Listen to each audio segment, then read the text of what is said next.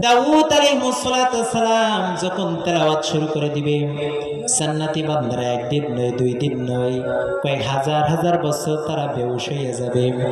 দাউদ আলাইহিস সালামের তেলাওয়াত শুনে তার গলা থেকে একবারে এক দুই নয় 7 রকম কণ্ঠ বাইর হবে।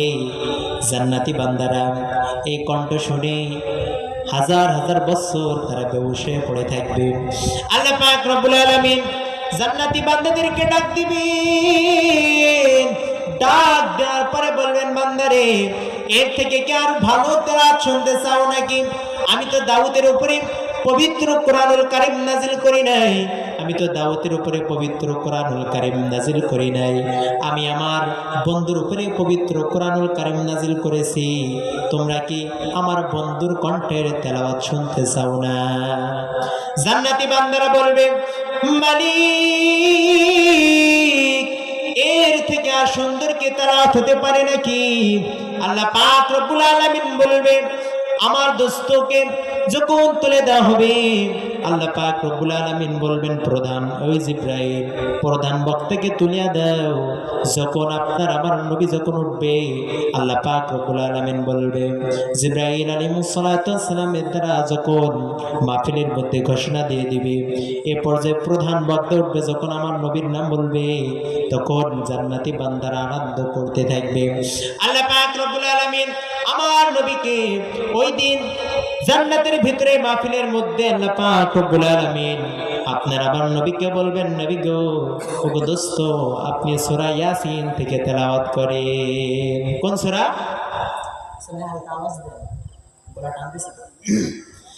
আপনার আমার নবী যখন সূরা ইয়াসিন থেকে তেলাওয়াত শুরু করে দিবেন, আপনার আমার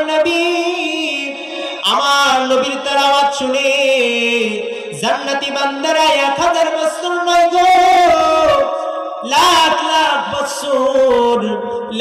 লাখ বছর জান্নাতি বান্দারা বেহুশ হয়ে যাবে।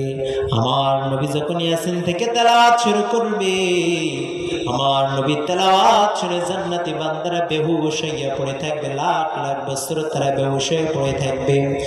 এরপরে জিবরাইল আলাইহিস সালামকে আমার আল্লাহ বলবেন, জিবরাইল জান্নাতি বান্দারা আমার কণ্ঠ থেকে কি তেলাওয়াত শুনবে না গো?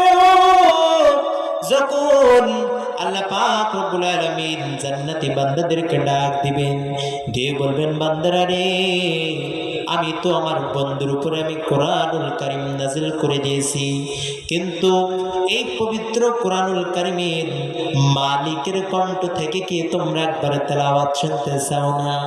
জান্নাতি বান্দারা বলবে, মালিক এর থেকে আর তেলাওয়াত কি সুন্দর হতে পারে? আমার আল্লাহ বলবে, আমার আল্লাহ ওই জান্নাতের মাহফিলের মধ্যে সূরা রহমান তেলাওয়াত করবে। কোন সূরা? সূরা রহমান থেকে তেলাওয়াত করবে। আমরা দুনিয়ার মধ্যে পড়ি বিসমিল্লাহির রহমানির রহিম, আর রহমান আল্লামাল কোরআন, আমরা বলি আর রহমান। আর আমার মালিক ওই জান্নাতের মাহফিলের মধ্যে আর রহমান বলবে না, আল্লাহ পাক রব্বুল আলামিন বলবে আনার রহমান।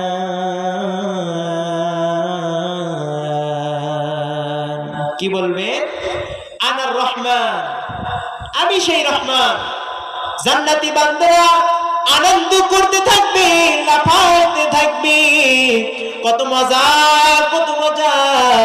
দুনিয়ার মধ্যে যে মাওলার গোলামি করলাম, সে মাওলার গোলামি করতে গিয়ে মার খাইলাম, কত বোকা শুনলাম, হুজুররা কত জেল খাটলো, কিন্তু এই যে দুনিয়ার মধ্যে জেল খাটলো, যত কষ্ট পাইল, আয়না ঘরের মধ্যে যত কষ্ট পাইল, সমস্ত কষ্ট জান্নাতের মধ্যে আমার আল্লাহকে দেখার সাথে সাথে নিবারণ হইয়া যাইবে।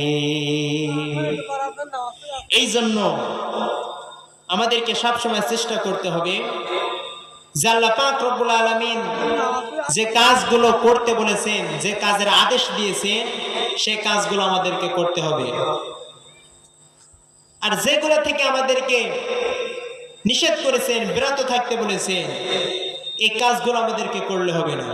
শুধু দুনিয়ার মধ্যে আসলাম, হাসি তামাশা করে বেড়াইলাম, আল্লাহ পাকের ইবাদত করলাম না, এটা কিন্তু আমাদের হবে না। এই জন্য প্রিয় ভাইজানেরা আমার, আজকে এখানে কোরআনের মাহফিল, হাদিসের কথা হবে, কোরআনের কথা হবে। অনেকে বক্তা দেখবেন কোরআনের আয়াত দিয়ে কোনো বয়ান করে না, বিভিন্ন কিসসা কাহিনী কথার তালে তাল মিলে সুরের সাথে সুর মিলে বকে যায়।